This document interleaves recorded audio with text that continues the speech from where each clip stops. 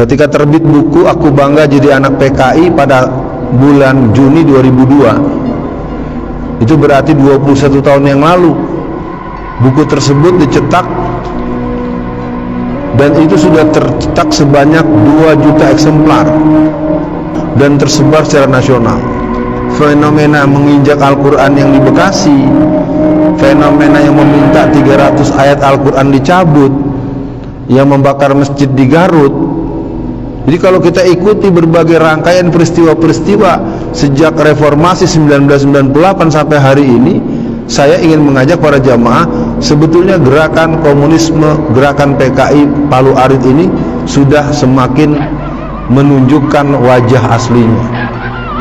Saya memprediksi bahwa gerakan ini akan membuat korban yang jauh lebih banyak dari tahun 1965. Ya, karena gerakan-gerakan yang ujung-ujungnya memukul imam kemarin itu di Pekanbaru ya, tahun 2022 subuh tanggal 7 Mei 2022 ada jamaah dari SAP 9 maju ke depan subuh-subuh memukul imam.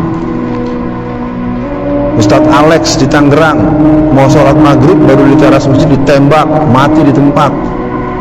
Jadi saya melihat terus menerus perilaku yang mengakibatkan korban, merusak fasilitas umat, menghancurkan perguruan Muhammadiyah, membakar masjid, membunuh ustadz.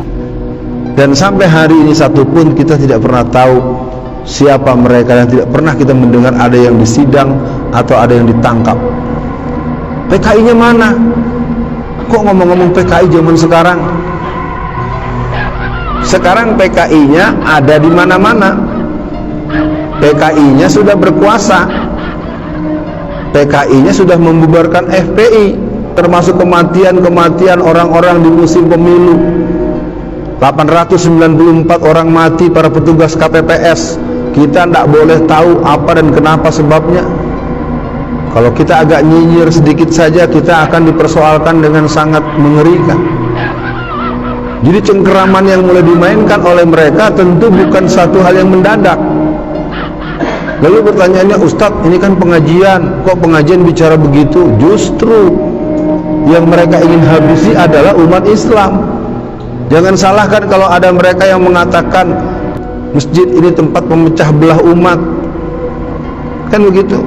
Bahkan berapa waktu lalu ada yang bilang ibu-ibu gara-gara pengajian suaminya nggak keurus, kan begitu.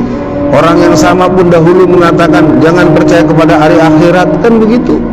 Jadi bapak-bapak sekalian, ibu-ibu sekalian, hari ini kita berada pada satu negeri yang secara de facto sudah menjadi negara komunisme PKI.